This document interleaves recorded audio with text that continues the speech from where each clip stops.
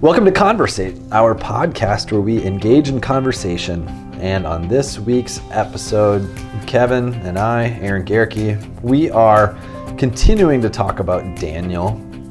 Today it's chapter 3, but there's a lot of practicality in this. A lot about suffering, a lot about conformity to the ways of the world. I think you're really going to enjoy this conversation and find it meaningful. We really hope you enjoy it. Well, hey, Kevin. Aaron. How you doing today? Pretty good. Awesome. Pretty good. I banged my finger earlier. Yeah, you did. That's painful. Walking into my office, just slammed your finger. Yeah. It was, it honestly wasn't that, it didn't even leave a mark, but I was kind of dramatic about it. You were, and sometimes I wish, sometimes I wish, well, no, I don't. Well, sometimes I wish that, all of life were videotaped, Yeah, I thought that. Because when there's something, really cool or funny that happens, you're like, oh, I want to see it again. And you're like, oh, wait, not everything is on video. Or at least that's what they want you to think. But as far as I know, there is no video of the dance moves that you did after you jammed your finger. But you had some good moves. Multiple rotations. It looked a little like Jim Carrey in Ace Ventura-ish. Yeah, well, yeah, he's an inspiration. Yeah, I would say. Oh, yeah, for my life. I love Jim Carrey. Oh, I can see that. I quoted Truman Show in one of the early home huddles, actually. Did you? Yeah, like the second or third one. Oh. Yeah. I felt a little weird doing it because I was like, maybe they've never seen this movie. The Truman Show. Yeah. Marcus was quoting it earlier today. Really? Hey, That's the one where everything's being videotaped. His life is a movie, that's right. Holy, maybe we are in the Truman Show. You know, that movie is about God. Is it? Yeah, it's kind of an anti-religion because, so you got the filmmaker. Okay. He's like the creator of the show. Right. But he's watching this, they take Truman from when he's a baby, right? Mm-hmm. And he makes the show of Truman's life, but he's watching over Truman. He loves Truman. He knows he's seen every moment of Truman's life. Yeah. He cares for him. And it's at the end of the movie when that becomes very clear because Truman finds the wall, right? He realizes this is fake, and he takes a boat and he runs into a wall that was just like a backdrop. Right. And it's a bummer because I like this movie, but good conversation starter. I guess the symbolism is religion is a construct. There's a wall, you can just open it up and walk out, and now you're in the real world. Yeah. So kind of sad for all your Truman Show fans out there, but yeah. Well, I mean, it's kind of interesting. I mean, I think I've heard that a lot, though, in our world. That's what a lot of people think. Yeah. Especially in our society, that, your religion, if you want to have that, that's fine. Just don't oppose. Don't force your religion on me. Don't really force it on anybody else. Mm-hmm. You can do your thing. That's fine. Mm-hmm. As long as I can do my thing, that's fine. But just don't push that on me. I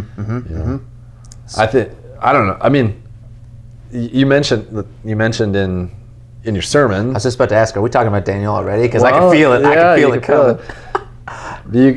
You mentioned in your sermon in connection to Daniel 3, the fact that I think your direct quote was, you're living in America, you're living in one of the most pluralistic societies in the world.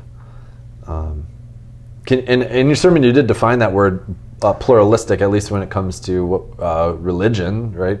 But can you just define that again? Yeah. So pluralistic, meaning that in whatever society you're talking about, be it Babylon, be it Rome, be it America, there are many gods, and you can worship kind of whatever gods you want. There's lots to choose from. Pick and choose. That's fine. That's great. But something that comes out of that generally is this tolerance. It's not, in a pluralistic society. It's not only that there's lots of gods to choose from. It's also that you don't really get to say what other people can follow or not follow. It's what's right for you is right for you. Live and let live. Yeah. That kind of mentality. Yeah. It's interesting. I've had this people ask me this question a lot, and I feel like it's a common misunderstanding, and I would say one of the products of living in a pluralistic society. People have said to me, okay, so in Babylon, there's all these different gods, images, deities, right? That they would actually have temples for and go and like worship and stuff. Oh, right. And people always say to me, like, well, I'm a Christian, and I don't like. I mean, they know that in the United States, of course, there's Muslims and Buddhists and other people that there are these other religions, but they always say like, but I don't have other gods. Like, what do you mean? Like, what do you mean? Even the first commandment, you shall have no other gods. A lot of people are like, easy. I don't. Yeah, check. We're good I don't on know. that Can one. you just? I guess for the listener, just explain what like. Right. What is another god, I guess? This is such a crucial thing to recognize, because this is the reason it is the first commandment. God, He ordered those things with intention. I would say by, you really want to get this one right. So I'm glad you're asking the question. Martin Luther's response to the first commandment was really helpful for me, because I don't think I got it either until I read his words in the Large Catechism, which say this. They say, a god is anything that you put you look to for your highest good, for your security. It's the thing that you kind of hold closely. You might, some telltales that you have a god would be like, well, how much do you talk about it? How much do you focus on it? What would you do if that thing was taken away from you? Ooh, I think, yeah. This starts to clue us into, okay, what are my gods? Yeah. What am I? And the interesting thing, I think, is that everyone has a god. It's the other big thing that Luther says. Everyone has a god. Mm-hmm. It's not, anyone who says, the Truman Show, you can live in your churchy bubble, that's fine. I don't worship any god. No, they do. Yeah. It just might be themselves. Yeah. Or it might be their own knowledge. Right. Or it might be science. I mean, that you talk about gods. When we're talking America, yeah, okay, Buddhists, sure, Muslims, sure. But when I'm thinking of idols in America, I'm thinking much broader than that. Yeah. And the ones that come quick to my mind would definitely be like, oh yeah, science. How many people just believe the world is, a product of, scientific theories and Big Bang, evolution, that's how we're here. There's no, this is where we're going. We're a species among a bunch of other species. We use the language all the time. Oh, for sure. And I'm not, I think the practice of science is good. It ought to draw us closer to God, ultimately, not push us farther away. Yep. And obviously facts and data and studies are all important tools for informing, but it's just been interesting. It's not just purely as a result of the pandemic. I think this has been culturally happening a lot, but I've even seen the science says, Oh, yeah. Science says, Yep. And science is actually it's actually something you do, not a proper noun, voice. That speaks, but our culture speaks as though science is capital letter S, right. proper noun. At that point, you're like, how is this not a god? It's like, yeah, that sounds a lot like, the way I talk about like the one who speaks to me and who I take my kind of direction from. And So when we're talking about gods, when we're talking about pluralism, they're all over the place. Yeah. And it kind of makes sense that there are, because we believe that we were built kind of with as humans, that we were built to worship. Yeah. Like God created us this way. We were built to worship.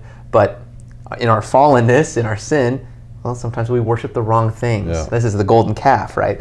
Very tangible thing in the Old Testament, but it's a symbol for anything that we end up worshiping. Yeah. Yeah. Well, I think, back to the first commandment, you shall have no other gods. Also, I think it's the first commandment because that directly relates to the first sin, the core central sin of humanity. Adam and Eve were tempted by Satan that they could be like God That's right. and know good and evil, right? Basically the point is you don't really need God, for you can be like him. Which then you go, I mean, you already said maybe your own favorite God is, yourself. Ultimately, that is basically, if it all comes boiling down, that is what sin is. Yeah. It's like, it's the me first, not God first. Right. So yeah, and the crazy thing is, like, I've experienced this in my life. You can worship other people. Yeah. That's not hard to do. Yeah. You think about people who Romeo and Juliet. There's a classic example. Yeah. Two people, forbidden lovers, whatever kind of thing. That they don't see life even worth living if they don't have the other. That's a worship, and we have to be really careful about that. Like, I think in our culture, I said science. That's kind of a low-hanging fruit, but I think this is another one that. Think about all the movies you watch. Think about all the songs you hear. Think about the way they talk.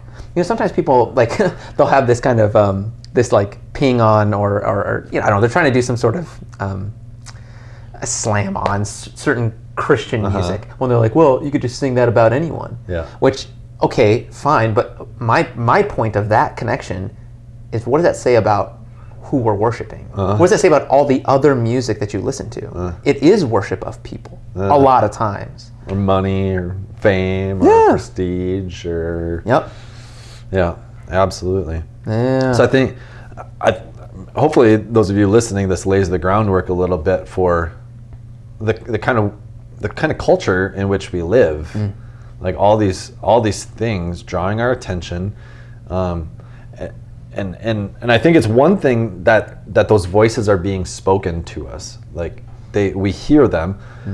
But I think where you took it in the sermon, and it was eye-opening for me, is that all of those voices are also asking you ultimately to conform to their way of thinking or their way of seeing the world. This conforming idea, and you set it up well in the sermon. Maybe I'll edit the video here if you can get me the files. But you showed a picture of this. The Ishtar Gate, which I really liked that. I mean, you set it up well, because at least for me, you said, the teenagers likely would have walked through this gate or one just like it, going into Babylon. This very impressive structure, and that really, like, I don't know, it really made it real for me. Instead of having the Sunday school image of Shadrach, Meshach, and Abednego. I had a couple of those after it. Yeah, but got a little cartoony. Yeah, but just this, like, holy smokes, like they would have been brought in as captives, these young teenagers, all of a sudden into this very powerful place. This, like, hustling and bustling and image, like, and then later, obviously the huge statue and tower and the music playing and people bowing down, and just the pure societal pressure of all of this noise and these voices, like, saying conform it, and not only just conform, but conform or else you'll be killed. But it's just that really, like, really set the stage in this whole idea for me of how much of my life is being conformed to the ways of the world in a way that's detracting for my faith. I mean, it's one thing. I'm not saying that we don't need to go move to a monastery. Like, we're supposed to live in our culture and work and have jobs and do societal stuff. Like that. Totally. That's not wrong. But sometimes those things shape us and conform us and detract us from our faith in God. 100%. Yeah, and this, we actually see this with the three boys, right?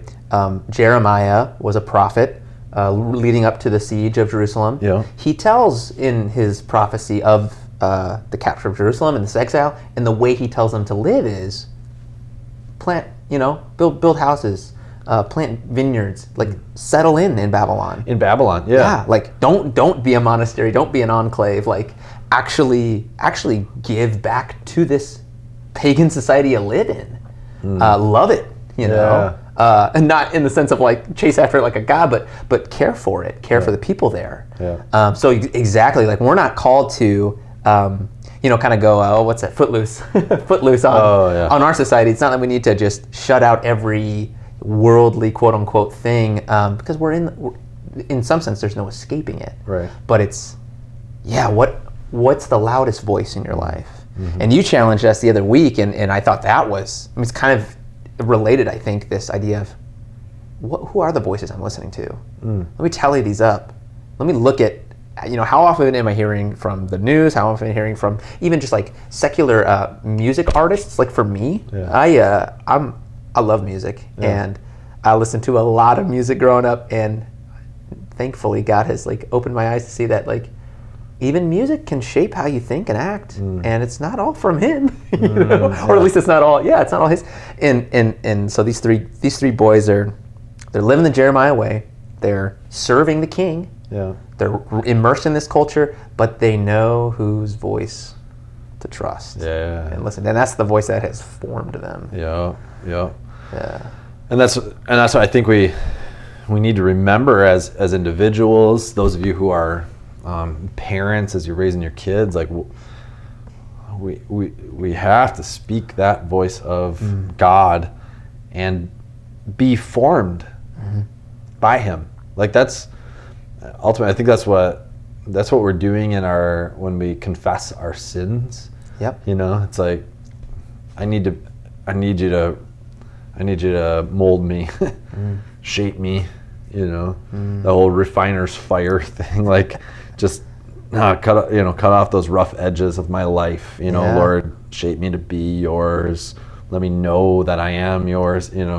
Forgive me, restore me, renew me. And so I think, we need that in this world, and we need to hear that is happening. Yeah, and you and your kids are being discipled. Like you don't avoid that, but who is discipling them? Yeah.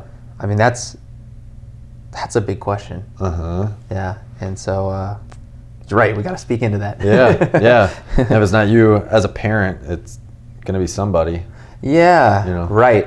Which there's all sorts of issues, I think, where the question's kind of, who do you want your kids to learn that from? Yeah. Which gets into lots of topics that we're uncomfortable talking about, but we'll save those for another time. Yeah, for sure. Yep. So you, in the sermon, you carried us through that story of Daniel 3 and these boys not conforming. Sorry, I said that twice. I meant to say it just once. They did not conform. Yeah. To the ways of the world. Therefore, they faced certain death. You said a couple of things. You had some bold terms, some theological terms. I just want to ask about some of this in case some of our listeners were there, and if not, just for our own explanation again. But in mentioning our own, or connecting our suffering, our struggles in this life, to the three boys in the fiery furnace, you said these words. You said, "You're invincible." Ooh, yeah. You're invincible. That was kind of bold, wasn't it? It was. Say more. Yeah. So that line, I'm kind of saying that in the same way that a lot of the Psalms and Proverbs speak. Okay. So when you read some of the Proverbs and Psalms, it'll say things like, this is kind of how it goes for the righteous. Like in the end, or for the righteous, they walk a good path. The justified things go well, and for the wicked, they face judgment and difficulty, and their ways are proven false, and they walk into a trap. But then you look around the world and you say, wait a second, I see these schmucks doing well all the time. Yeah. They got all the wealth, they got all the power, they're all corrupt. Yeah. This isn't right. Yeah. Well, it's in an ultimate sense that you have to understand those things, right? And there's kind of an 80-20 rule there too, I think, when it comes to Proverbs. Like 80% of the time it's probably right, but there are the few that prosper even though they're wicked, to the nines. So same with this invincibility idea. If I slam my hand in a door, will it hurt? Yeah. But ultimately, no matter what my physical ailments are, like you get all sorts of people suffering from all sorts of conditions in their lives, and that makes life hard. I mean, that is suffering. And so it's like, well, they don't seem invincible at all, even, right now. But ultimately our belief, right, is Jesus comes back, he resurrects the dead, and our bodies become glorified to match his, which that's hard to understand. Yeah. But we believe that in the resurrection, we will be, perfectly healthy, perfectly strong, able to, I think the prophets talk about the weak knees being made strong, and people running and leaping and all these, who had been lame. Well, and we see it in Jesus, like in his presence, you see those things happening. But so yes, so you're invincible ultimately. This is what the boys know, that even if they get thrown in this fire, okay, I'm gonna live again. Okay. You can't ultimately kill me, but can you whip me, hurt me, torture me, and actually kill me in this life? Yeah. Oh yeah, you can. Yeah. Do not be fooled by that either. Yeah. So you're not saying that we're superheroes in this life? No. No. Okay. No. If there's a superhero, it's Jesus. Probably. Okay, that's an easy one. Yeah. Cool. So then into this connection then you made, and let's just talk more about this idea of suffering. Its purpose. Why does God allow it? I mean, we don't have all day. We're gonna be wrapping this podcast up soon, and this is a huge conversation. Yeah. But I have this conversation a lot, and I just did the other day with somebody who wanted to chat, and the questions, basically the question was, why am I going through this? Like, why am I going through this suffering? Or why am I having things go so well for me, and other people in my life are not, especially people who seem to be innocent and not deserving of whatever they're getting, Totally. Those are such hard questions. Yeah.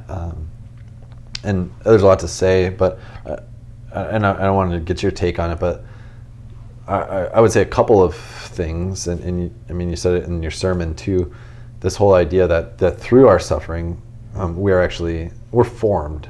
So no matter what kind of suffering you have, all humans will have some varying degree of suffering. So we're all going to deal with stuff in this life, not as a result of our direct sin, although sometimes it is. Sometimes our sinful choices have natural consequences, right? But it's not like God's punishing us for those choices. We just live in a broken world until Christ returns and raises the dead. There's going to be suffering. So what are we supposed to do during that suffering? And I think this is where we're called to live lives of faith in the midst of the suffering, pointing ultimately to Jesus, who is above the suffering, and the one who will see us through the suffering to eternal life. And that as we live as people of faith through the suffering, we will be changed, but other people will also watch us be changed and maybe even take notice. Because I think that's the connection in Daniel 3, is that these boys, as they go, they willingly stand up, get thrown into the fire. God protects them miraculously. They come out, and Nebuchadnezzar takes notice. Right? No longer is it, you got to bow down, but if anybody says anything about this God of these guys, you're going to be torn limb from limb. Yeah, it's like, oh man, you kind of get it. Yeah. Don't go ripping apart people for not, but yeah, exactly. It does take notice. Yeah. So you want to say anything more about that? Yeah. I'm just going to drop some thoughts. Yeah. Scatter shot here. But first thought, and this is just kind of coming, like looking at the story as a whole and the sermon as a whole. We talked a lot about idolatry. Now we're talking about suffering. There is an important thing to get, I think, from Scripture, which is we're kind of always drawn towards the glamorous and the pretty and the flashy. We all want that. Everyone wants that. But the path that God paves for himself in Scripture doesn't follow that. It's a little backwards in terms of our thinking. Jesus, in Isaiah, they talk about the suffering servant, and this guy's going to be kind of an ugly dude. He's not going to look too good. He's going to, despised and rejected by men. Exactly. Just you wonder what Jesus actually looked like, and what is like, because we imagine him in one way, and with a little rosé blush on his cheeks. yeah, kind of French, physique. Sorry. But made the dude look like a crazy homeless guy. Yeah. I mean, he was a homeless guy, and he said a lot of crazy things. Yeah. So we're drawn to the pretty and the perfect, and that our notions of what that is aren't always right on, and usually it's not good for us to worship that idea of perfection. Look, God comes down into the imperfection. Yeah. So anyways, so I mean all that to say, yeah, suffering is, like, sometimes we call it the way of the cross, which is Jesus. This is Jesus' way. Like, Jesus, he's God. I mean, couldn't he just snap his fingers and everything's good? Yeah. Hypothetically. Yeah. But he chooses to die on a cross. Like, this is the grand story that God has set up and created. And so then what you see, and this, this came in some of your words there, talking about, God, form me, fashion me, chisel me. I love the statue imagery, because it's God forming me, but it hurts. He's got to break these pieces off. And I think people get that. Like, I think when you, just as a listener, even thinking of your own life, what grew you, the most? It's not usually the times of, like, man, everything was just super chill and easy and comfortable. Yeah. I mean, it's kind of woven in the fabric of life. And we should know. I mean, we should know this, but because I was just thinking too, like hot dogs. Tell me more. Who loves I love a hot dog. Oh yeah. But you don't want to see the mess that created the hot dog. Right? Nobody knows what's in the hot dog, for one. But also, animals had to die. Yeah. Like, somebody had to clean up their poop. Like, I mean, just like all the backstory to how you got that hot dog. Totally. We idolize, like you said, the glamour, the beauty, the models on the advertisements or whatever. That comes by usually a lot of pain and suffering and hard work and exercise and dieting and all that kind of stuff that they're doing in order to get the glamour. And we're like, oh, I just how come I can't be, Yeah. I mean, totally. Take my gold ring, for example, like, it's nice. My kids were admiring it the other day, but it's got diamonds and gold, and, somebody had to, like, chisel those things out of the ground, and then they had to get forged in fire, and it's just like a lot of, like, heat and mess, in order to get to that beautiful thing. And we ought to know that that's what's going on in our lives too. Through whatever our pain and our struggle is, there is the capacity for God to be molding us and making us to be something beautiful, which is in His image. Right. Exactly. And this is where, the fact that God does work this way, like through suffering, I think this is one way that it also is like, no God can rescue like this God. Nebuchadnezzar says that. And you think about suffering, we think about Christianity compared to any other religion, it's always, you got to do this, this, and this in order to attain God. Whether it's pleasing the gods, or whether it's, even in Judaism, it's following the law. You got to fulfill the law if you want to be pleasing in God's sight. People who are would say that they're like don't follow a religion. Well, generally people operate with this idea of, well, you still got to do enough good stuff to kind of be a good person. So it's always, you got to do this, in order to be good. And if that's the way you think, when you suffer, you're either going to think, well, God must hate me, or it's like, well, I don't deserve this. Like I did everything right. There's something wrong in the system. But when you know Jesus, when you know, like you said, that He paid the price of our sin, then when you're suffering, this isn't punishment. And you also know that you're not, left to your own. That the system's not broken. Like you know that God is close by, that He's near. That He's actually working in that to make you more than you probably ever would have made yourself. For sure. And man, are we resistant to change? Like I don't want a personal trainer, but we kind of all have one. I know. A divine one. I know. Yeah. So but that gives real comfort when if you're out there doing your job and you're slogging through, and it's like, man, this is rough. Yeah. You're doing good work. Yeah. For sure. I mean, being a parent is hard. Yeah. That is hard. Yeah. But I can say that it has definitely grown me up. I know. A lot in the 2 years that I've been a parent. So God uses all sorts of suffering in our lives to actually to grow us, to refine us, but then also I think so that we do reach out to Him. Absolutely, and again, I think that's what people. Hopefully, that's what you've learned as well. That oftentimes it's in your time of greatest difficulty when everything that you've been looking for or looking to in the world for hope or peace or purpose or whatever, when those things are stripped away, and you've got nothing left and you're on your knees and God is right there, you recognize finally, like, oh, you were here the whole time, like that present, I want you, I'd rather have you this present all the time and keep all this other stuff falling down. I don't need that, Yeah. Because I think this is what God does through suffering. It's what He does through whatever we're facing in this world. Ultimately, what we're called to do is repent. Turn from ourselves, turn from the idols of this life, and turn to Jesus. Right? Ask Him for forgiveness. Ask Him for life, and He gives it to you. Right?